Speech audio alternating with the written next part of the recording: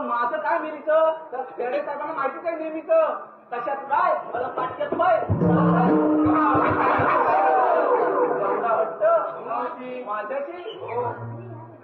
बरं ठीक आहे पोरीनो बाजाराला जायचे आहे वळणाची वाट बाजाराला जायचे आहे वळणाची वाट माझ्याकडे आहे का